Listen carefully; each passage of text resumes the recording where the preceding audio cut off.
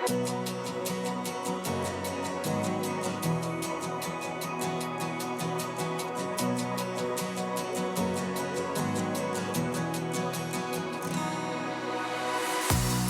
back to the Acceptance Project. I'm your host, Bryan, and today we're going beyond the bruises, into the battles most people never see. When we hear the word bullying, we usually think of kids on a playground. But what about the quiet corner of a retirement home, where someone like Margaret, which I'll tell you a story about later, gets frozen out of a card game, or a middle school cafeteria where a kid like Leo, we'll talk about him in a few minutes as well, is mocked for the food that reminds him of home. Or that staff meeting where a coworker's ideas are dismissed, their accent turned into the punchline. Bullying grows up along with us. It just changes outfits. In the next 15 minutes, we're going to talk about what bullying really is, how it shows up in schools, workplaces, and retirement communities, and what it does to our minds, bodies, and sense of belonging. We'll hear stories, and most importantly, practical ways you can interrupt the cycle and stand beside the people who are hurting. Before we go any farther, let's pause for a second, because what I'm saying is I'm going to be talking about bullying in schools, bullying in workplaces, and even bullying in retirement communities. I am not saying that if you're a teacher, school administrator, staff member, nurse, or social worker, that you personally allow bullying to occur. That's not what this is about. But I am saying if you witnessed bullying, if you were made aware of it and you did nothing about it, then you have been a silent participant, and now is the time for change. So if you ever carried an invisible backpack filled with other people's cruel words, or watched someone you care about slowly shrink into silence, this episode is for you. So let's take a deep breath. This is going to be a long one. Settle in. Let's talk about bullying, healing, and the power we all have to say, you belong here. So when you hear the word bully, what picture pops into your mind? For most of us, most of us would say, a school hallway, a locker being slammed shut, maybe a teenager rolling their eyes and whispering behind someone's back. Very few of us picture the bingo table in a retirement community, a nursing home dining room, or an older adult walking slowly to the mailboxes because the neighbors have started to whisper when they pass. But that's exactly where bullying is happening right now to our older adults. Senior bullying is real, and it's dangerous. It's one of the most overlooked forms of abuse in our communities. I have had people ask me all the time, what is senior bullying? Senior bullying is not a grumpy mood or a one-time disagreement. It is a pattern of behavior where one resident or group of residents uses power, fear, or humiliation to control or hurt another older adult. It can look like, mocking how someone walks, talks, or eats, saving seats and saying, "You can't sit here," gossiping, whispering, and spreading rumors until someone stops coming to activities. Laughing when a person forgets a word or repeats a story, threatening to move belongings, hide a walker, or report someone for something that never happened. It happens in nursing homes, assisted living, independent senior apartments, mobile home parks, senior centers, and neighborhood social circles, and it is far more common than most people realize. These statistics just blew me away when I was looking at this earlier this week when I was writing this podcast, and research is finally starting to shine a light on this epidemic, and what we're finding is that studies from nursing homes and retirement homes show that about 1 in 5 residents report being bullied by other residents. In senior living apartment communities, about 39% of tenants say they have witnessed bullying, and nearly 29% say they have been bullied themselves. AARP and other sources estimate that roughly 10 to 20% of older adults living in a senior community have been mistreated or bullied by their peers. And on a broader level, the World Health Organization estimates about 15.7% of older adults worldwide experience some form of elder abuse, with psychological abuse being the most common. These are not small numbers. If you walk into a retirement community and look around the dining room, it is not, maybe it's happening. The odds are that it is happening, and those numbers mostly come from institutions. Researchers are already telling us that bullying among community-dwelling older adults in neighborhoods and social groups is probably under-recognized and understudied. So if anything, what we know is likely an underestimate. So why are we missing detecting senior bullying? So first of all, it flies under the radar for a few powerful reasons. First, our stereotype is wrong. We think bullying is a kid's problem. So if we see older adults arguing, we shrug and say, personalities clash, or that's just how she is. We minimize what is really happening. Second, many older adults are reluctant to complain. They don't want to be labeled as troublemakers. They are afraid of retaliation.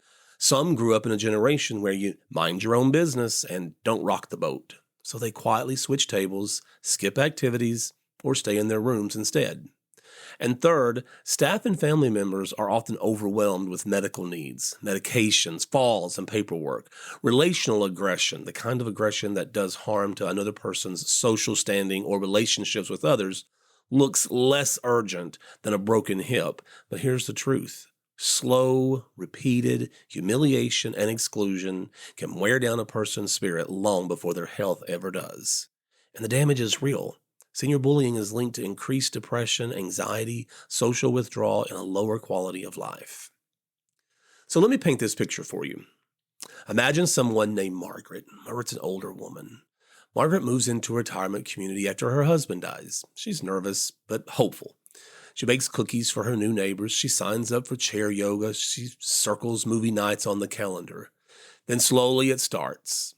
She sits down at a table in the dining room and someone says, actually, those seats are saved. The next day, same thing happens. She hears her name spoken in a whisper, followed by some giggles. At bingo, when she mishears a number, someone mutters, she's getting worse every week. No one hits her. No one steals her money. On paper, everything looks fine. But in her heart, she has learned a painful lesson. You are not wanted. So she stops going to yoga. She eats alone in her room. She turns on the television for company and tells her family on the phone, I'm just tired, so I'm resting more. Now that you have that image of Margaret sitting alone in her room, hearing the laughter and the hustle and bustle of others outside, and wishing she could just join in to break the silence and the loneliness, imagine Margaret is your mother, your grandmother, your sister, your aunt, or even your best friend. That is senior bullying. Quiet, cruel, invisible on the surface, and it's happening far more often than we want to admit. This is not just rude behavior. This is abuse. We need to call it what it is. When older adults are mocked, excluded, threatened, and humiliated on a regular basis, that is abuse. When they feel unsafe walking into their own dining room, that is abuse. When they're afraid to report what is happening because they think nobody will believe them, that is abuse. And the good news is this, because it is a human behavior, we have the power to change it. We're going to talk about how we can change this culture later on. So what is bullying really? Traditionally, we think of it as just repeated aggression, a power imbalance, and an intent to harm. But as Margaret's story shows, newer forms have emerged, like emotional abuse and exclusion, and it's certainly not limited to kids. Adults are targets too, often in more subtle ways. Think about it. About 20% of U.S. students are bullied, and workforce bullying affects over 30% of employees. Imagine a bully who spends all day making fun of someone's shoes. That's not power. That's a part-time job with terrible benefits, isn't it? But beneath that absurdity lies real pain. The lasting effects are profound. Psychologically, it can lead to anxiety, depression, and even post-traumatic stress disorder. Physically, it shows up as headaches, sleep problems, and digestive issues. Socially, it creates isolation, reduces trust, and damages relationships. Economically, it can cause absenteeism, job loss, and in extreme cases, even suicide. The wounds we can't see are often the ones that hurt the most. Think of it like carrying an invisible backpack filled with bricks. Every insult, every exclusion, every cruel comment adds another brick. The weight slows you down, even if no one sees it. Bullying, as we've seen with Margaret, isn't confined to one age group or one setting. It shifts and adapts, but its core intention remains the same, to diminish. So I want to switch gears for a second and talk about, a kid, this kid Leo, and introduce you to Leo. This was a story that someone had shared with me and thought it was a great example of how bullying is affecting kids in our schools, and we see cultural differences here as well. So Leo is a 10-year-old boy who came here from the Philippines, and when he went to school every day, his lunch contained the foods that were typical in his culture, like pancit and lumpia, which I love, by the way. Leo loved this food, and his mom made the best lumpia ever. Unfortunately, there was something different, very different from what the other kids at school knew. So as you can imagine, Leo became the target of name-calling, jokes, and exclusion in the school cafeteria. It got so bad that Leo began hiding to eat his lunch, and for once, he just wanted to open his lunchbox and find something normal, anything other than his typical Filipino foods. He just wanted to be like everyone else, so the harassment would stop. But this harassment followed him down the halls, out onto the playground, onto the bus, and even to his own bedroom, thanks to technology. There was never an escape. While growing up, for some of us, bullying had an off switch. The last bell rang, you walked out of the building, and for a few hours you could breathe. Summer came, and even if you dreaded the first day back, you still had a couple of months where you did not have to see your bully's face in the hallway or hear your name as a punchline. Today's kids don't have that off switch. Bullying does not end when the bus pulls away. It follows them home in their pockets, glows on their screens, and crawls under their bedroom doors in the middle of the night. The places that used to feel safe have been invaded, and the old hiding spots have disappeared. That's the reality that our kids are living in, and it's heavier than many adults even realize. In school, bullying still looks like what we remember. A backpack knocked off of a desk, a laugh of an obscene name uttered just low enough the teacher wouldn't know where it came from when someone answers a question, but you knew exactly who it was. A kid sitting alone at lunch, staring at the table instead of the people around them. Kids deal with this the way kids always have. Some laugh it off and pretend it does not hurt. Some get louder and more aggressive in return, hoping that if they throw the first punch, they will not be the next target. Others shrink. They walk a little faster, speak a little less, and learn how to move through the day, trying not to be seen. But today, there is a second layer. After school, the bullying logs in. Screenshots of awkward moments are shared.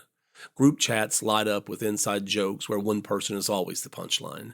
Anonymous accounts post comments about somebody's body, somebody's clothes, somebody's family. A picture taken at 1:15 in the afternoon can be shared, edited, and mocked hundreds of times before dinner. That same child who finally made it home closed their door and thought, "At least I am safe here." Picks up their phone and then realizes the bullying never stayed in the hallway. It followed them home. This is cyberbullying. It turns what used to be temporary torment into a 24-hour broadcast. There was a time when summer break gave kids a chance to heal a little. 3 months without the mean looks at the locker. 3 months without the shove in the gym. 3 months without the whispering behind them in the cafeteria. Now, summer just means more time online.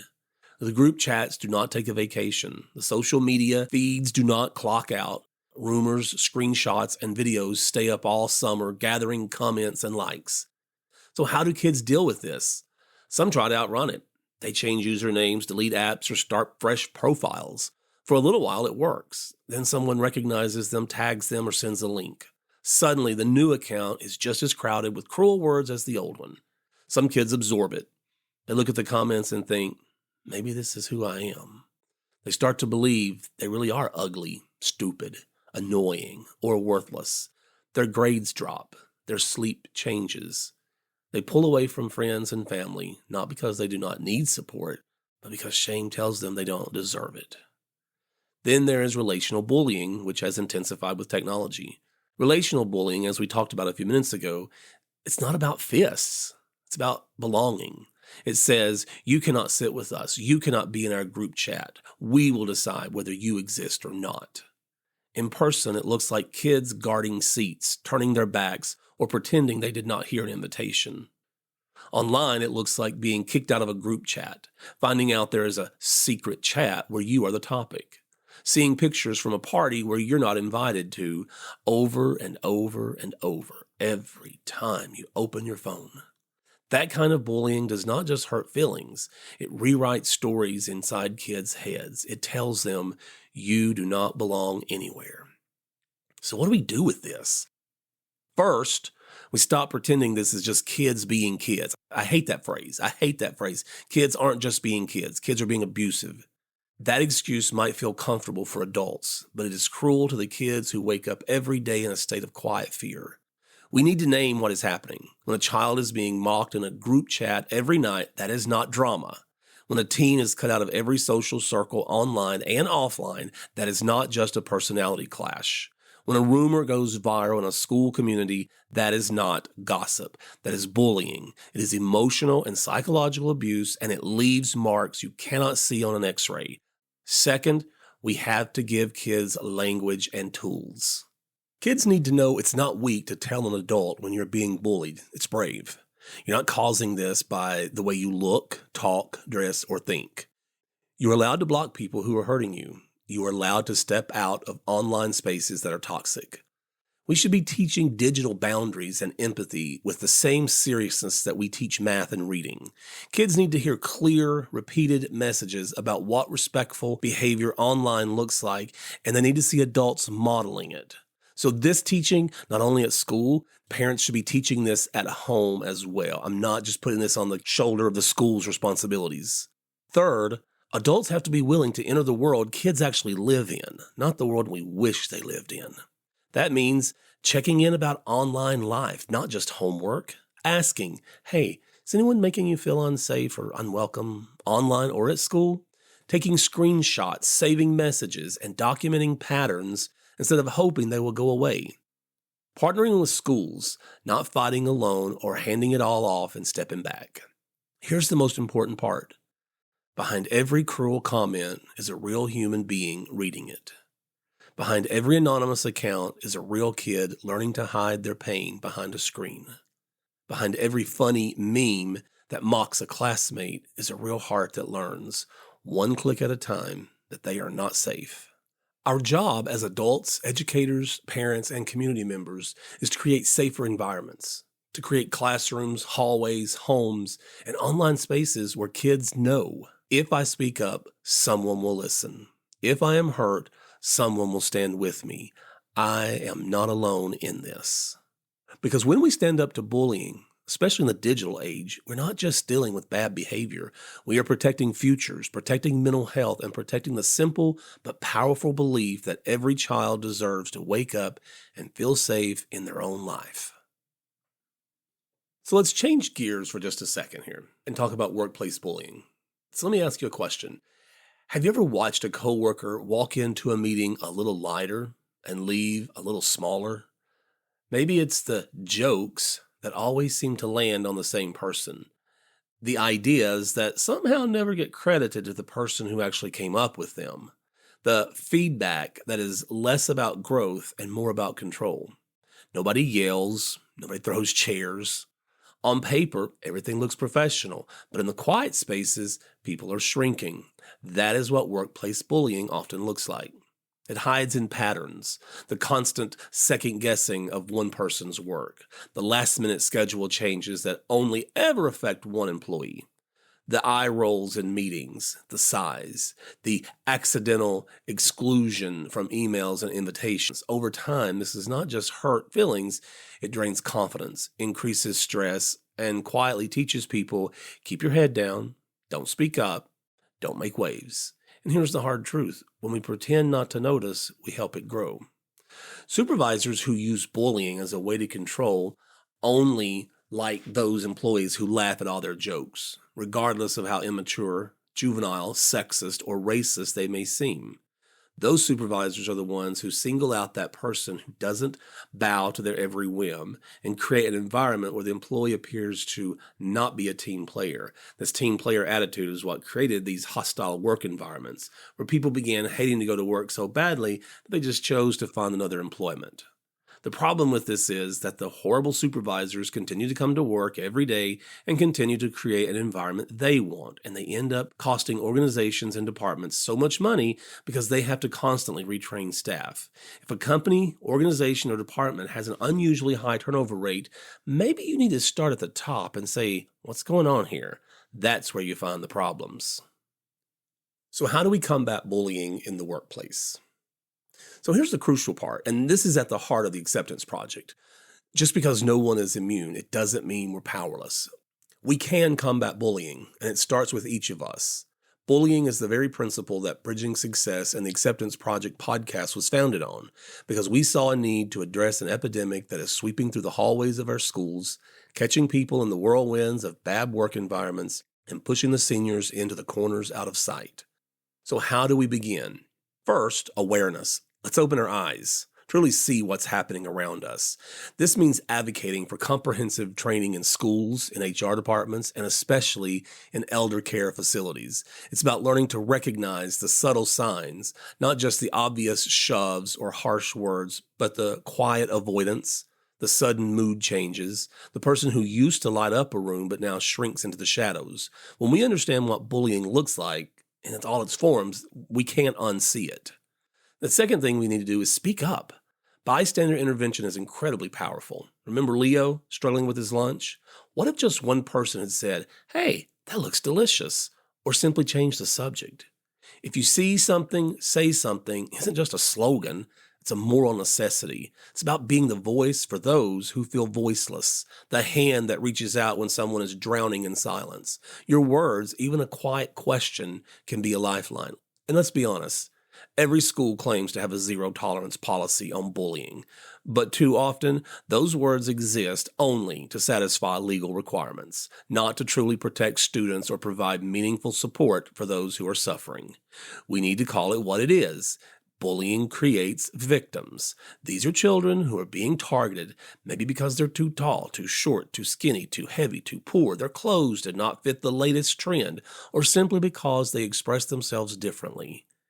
And we all know that in school culture, being different in any way can paint a big red bullseye on your back, making you an easy target. It's time to hold schools accountable. First step is to familiarize yourself with your school's bullying policy. When you or your child reports bullying, whether to a teacher, a principal, or any staff member, don't let the conversation end there. Follow up with an email.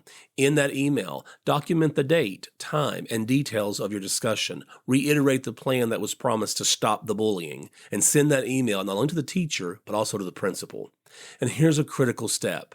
Ask the person you reported the bullying to, when would be a good time to reconnect? Make it clear that you expect to meet again and to evaluate how effective their approach has been. This serves as a reminder that you're coming back and you expect change and answers. By putting everything in writing and scheduling a follow-up, you raise the level of accountability. You're not just hoping the issue gets addressed, you're ensuring the school knows you're watching, documenting, and expecting results. Why? Because now you've created a paper trail. You've got documented proof that the school was made aware of the situation and your concerns.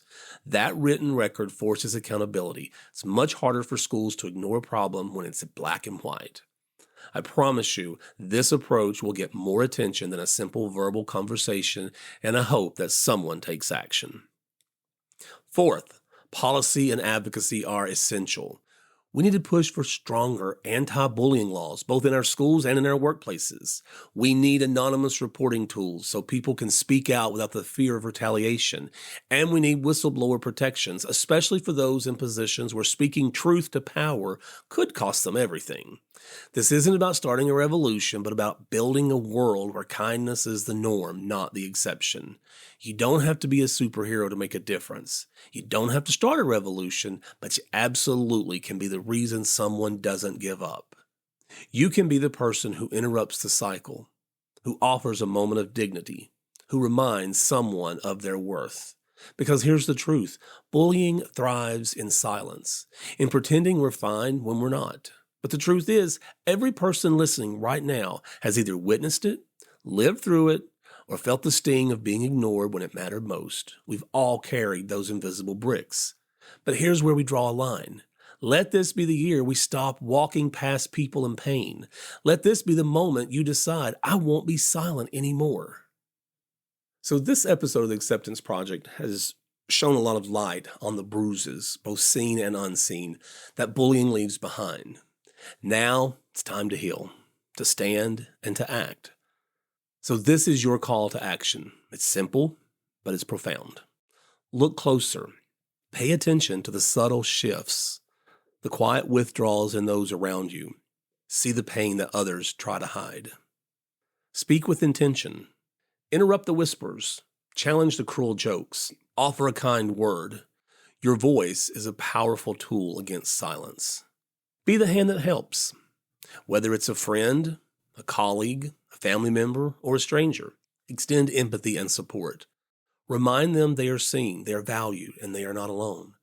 I hear people say if they, talking about the person who's being bullied, would just stand up for themselves, the bullying would stop.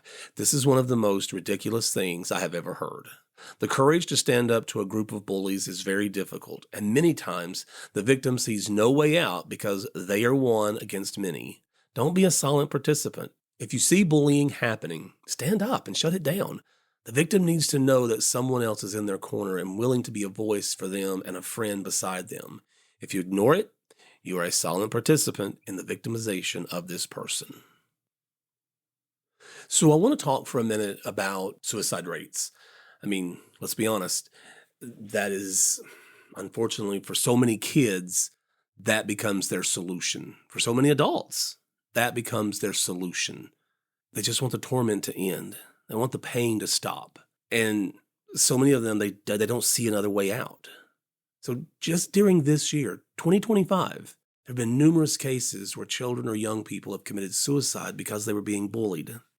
A young girl aged 11 in Illinois committed suicide after the nonstop trauma of being bullied. The family publicly blamed the school officials for failing to protect her, and it has sparked outrage and calls for accountability. Just last month, November, a 9-year-old student jumped from her school building after enduring 18 months of bullying. She had asked her teacher for help multiple times, but was ignored. Investigators concluded, and I quote, unbearable trauma and mental harassment, end quote. 9 years old, 18 months of unbearable trauma and harassment ignored by her teacher. In April 2025, a 7th grade neurodivergent male with Tourette's and ADHD committed suicide after extreme bullying at school. The school even commented that they were aware of the situation, but could not comment on the steps they had taken to prevent this from happening. Every school, every employer, and every organization can have a zero-tolerance policy on bullying, but if it isn't enforced, if there aren't protocols in place to provide services to the victim and stop bullying from reoccurring, then they have failed. This does not mean remove the child from the classroom to get them away from the bully or the bullies. This means remove the bully or the bullies from the classroom. Why does the child have to be re-victimized by being placed with a new teacher and new peers? Until we hold schools, employers, organizations, and even parents whose children are bullies accountable, nothing is going to change. Let me give another example. I've given this example before when I've been speaking about bullying. Let's say you buy a new car. You paid what the dealer was charging, and you expected that if anything goes wrong with this car, it would be completely covered by a warranty. A few weeks later, you begin hearing an unusual pecking sound coming from under the hood. You call the dealership to report this and ask when you can bring it in. They tell you, oh, well, probably isn't much. I would just ignore it and it'll go away. Or better yet, they say, yeah, other customers have reported the same problem, and they just turned the radio up to avoid hearing the sound. It'll be okay. Just turn your radio up. Are you going to accept this half-witted answer for your car that you have spent a lot of money on? Are you going to demand answers, a replacement, or your money back? Are you going to go back to that same dealership to buy another car to go somewhere else? Why do we continue to send our children to school where we're getting half-witted answers to problems that are clearly killing our children? Why do we continue to go to places of work where HR just ignore the problem and then decide you're too much of a liability for reporting these things and they figure out how to terminate you?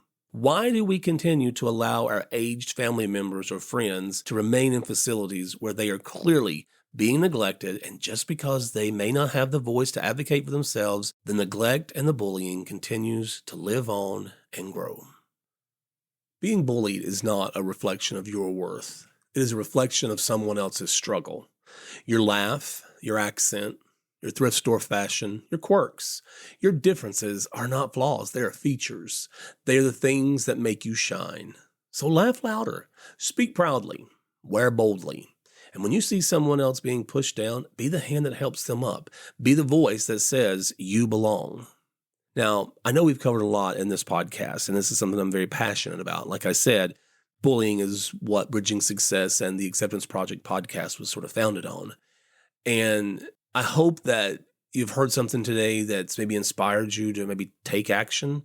Again, I want to reiterate, I'm not blaming schools. I'm not blaming all teachers, all administrators, all social workers, nurses, nursing home administrators. I'm not blaming anyone in particular. I'm just saying there are people out here who have ignored it. They've turned a blind eye.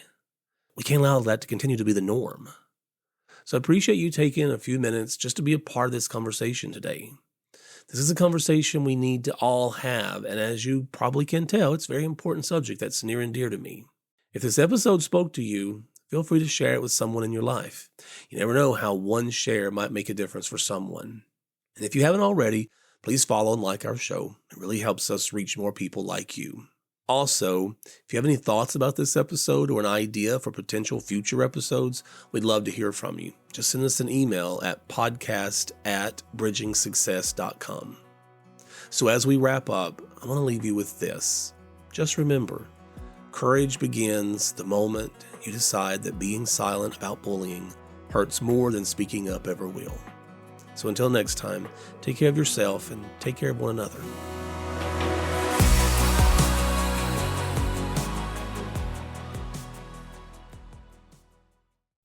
The Acceptance Project is a production of Bridging Success, LLC. To learn more about the podcast and our work, please visit bridgingsuccess.com. This podcast and its content are for educational, informational, and entertainment purposes only.